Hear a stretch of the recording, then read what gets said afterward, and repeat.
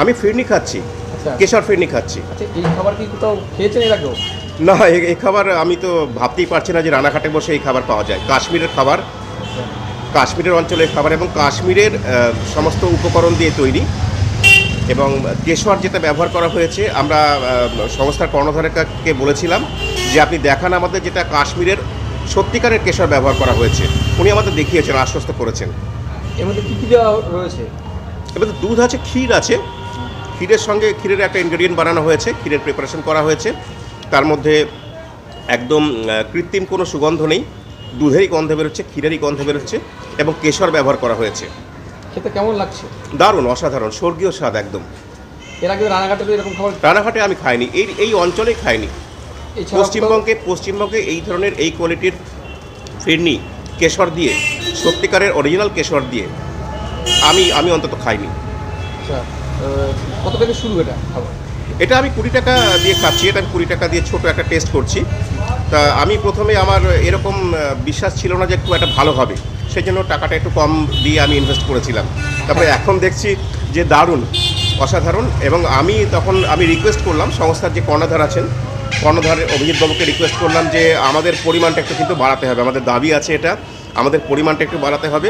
আপনি পরিমাণ একটু বেশি বাড়ান, দামটা একটু কম বাড়িয়ে একটু মাঝামাঝি করে, যাতে আমরা প্রতিদিন খেতে পারি, ব্যবহার করতে পারি, পরিবারের জন্য নিতে পারি এবং আমাদের পরিবারে আত্মীয় স্বজন এলে, বাইরে থেকে কেউ এলে যাতে তাদের আমরা খাওয়াতে পারি, রানাঘাটের একটা আদর্শ গৌরব বজায় থাকে।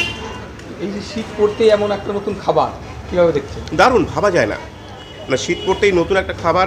আমরা নলেন গুড় ইত্যাদি ইত্যাদি খাবার আমরা প্রতিবার দেখি, একই রকম খাবার, কিন্তু এটা একদম অনন্য, এটা একদম নতুন একটা অন্য ধরনের একটা খাবার। আপনার নাম? আমার নাম অভিজিৎ বিশ্বাস। কোথায় বাড়ি আপনার? আমার এখানেই রানাঘাটেই বাড়ি।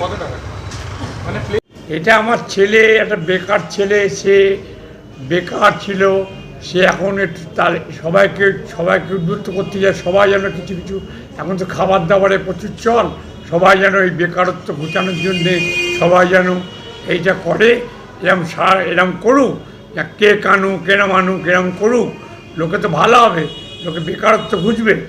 কেমন চাহিদা রয়েছে এটা? চাহিদা দারুণ, যা প্রথম দিন 6 কেজি দুধে করেছিলাম, পুরো শেষ। তারপরের দিনও 6 কেজি, তারপরের দিন 12 কেজি, আজকে 15 কেজি দুধে রয়েছে।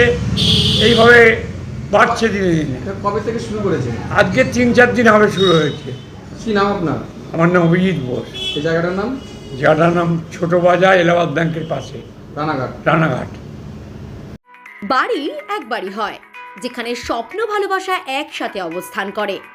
আর আপনি আপনার স্বপ্নের বাড়ি মজবুতভাবে বানাতে চাইলে একমাত্র বিশ্বস্ত ঠিকানা ফুলিয়া অ্যাক্সিস ব্যাংকের পাশে দাস এন্টারপ্রাইজ, যেখানে একই ছাদের তলায় ইট, বালি, রড, সিমেন্ট, বাড়ি তৈরির সমস্ত নামি দামি কোম্পানির সামগ্রীর অফুরন্ত ভাণ্ডার।